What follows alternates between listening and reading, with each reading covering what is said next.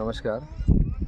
ग्रीनॅथॉन हा कन्सेप्ट आम्ही 4 वर्षापासून चालू केलेला आहे. ग्रीनॅथॉन म्हणजे रन अँड प्लांट, म्हणजे आपण फिटनेससाठी रन करायचं. ज्या ग्रीनॅथॉनचं आपण डेट काढतो तर लोक काही 1-1.5 महिन्या पहिल्यापेक्षा प्रॅक्टिस चालू करून देतात. तर फिटनेससाठी ग्रीनॅथॉन, आणि तिथं आपल्याला सगळ्यांना माहीत आहे की आता हे किती इम्पॉर्टन्स आहे प्लांटेशनचं. तर प्लांटेशन रन अँड प्लांटमध्ये चला धावूया आणि झाडे लावूया. तर आता याच्यात असा विषय आहे की आता सरांना इथं आम्ही जरा सरांचे डिस्कस जेव्हा केलं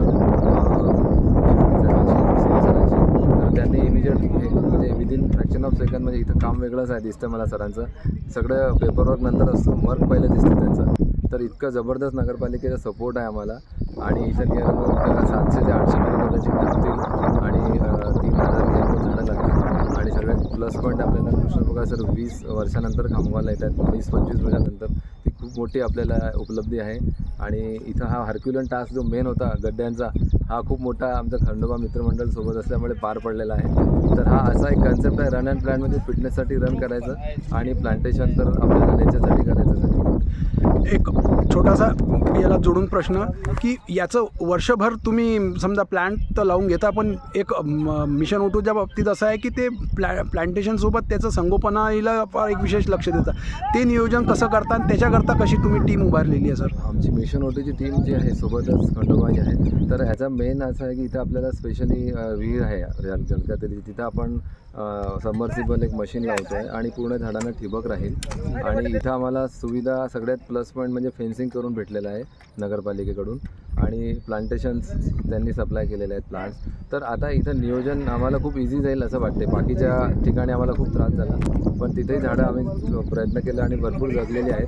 पण इथं 100ने 110% रिस्पॉन्स राहील, कारण बाकीचे झाडंही जगतील याच्यासोबत. अजून याला एक जोडून प्रश्न की तुम्ही एक स्वतः होमिओपॅथिक डॉक्टर आहे, रुग्णसेवाही करत असता, पण या स्पॉटवर आल्यानंतर असं कुठेतरी असं वाटते की बा इथे एक पर्यटनाचं ठिकाणी सुद्धा एक गाव जवळ आहे, ग्रामीण भाग आहे. लोकांना ग्रामीण भागाच्या गावाची राहणीमानासोबत एक पर्यटन क्षेत्र इथे या माध्यमातून होऊ शकते का विकसित, किंवा व्हायला पाहिजे का तुमची असं काही वाटते का? तर इतकं मोठा पाण्याचा साठा असल्यामुळे सगळ्यात प्लस पॉईंट आहे तो. आणि इथं 100% पुढं नियोजन आहेच. इथं कदाचित वॉटर पार्क वगैरे बनणार आहे, समोर खूप छान गार्डन बनणार आहे. तर हा आता मोठी देवीचा खूप मोठा उत्सव असते, विसर्जन असते.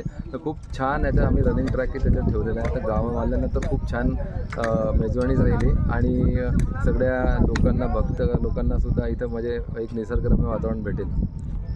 काय विशेषतः शाळकरी मुलांना तुम्ही हे कराल, आवाहन कराल की कसं सहभागी व्हायला पाहिजे? ज्याप्रमाणे आपण जसं रोज आपण म्हणतो ना की जिरा दाल खाऊन थकतो तर तडका पाहिजे, तर हा ग्रीनॅथॉन म्हणजे तो तडकाच आहे. म्हणजे मजेशीर आणि फन अँड रन, आणि फनमध्ये आपण कसं काम करतोय. तर मुलं हे पाहून मोटिवेट येतील. लहान वरती आपण 12 वर्षाच्या वरती घेतलेले आहेत. ते मोटिवेशनचा प्रकार आहे. झाडं भरपूर ग्रुप खूप छान लावत आहे. आम्ही खूप जास्त झाडं लावलेले नाहीत आहे, पण हा पॅटर्न थोडा कसं आहे, मजेशीर झाडं लावण्याचा एक पॅटर्न आहे.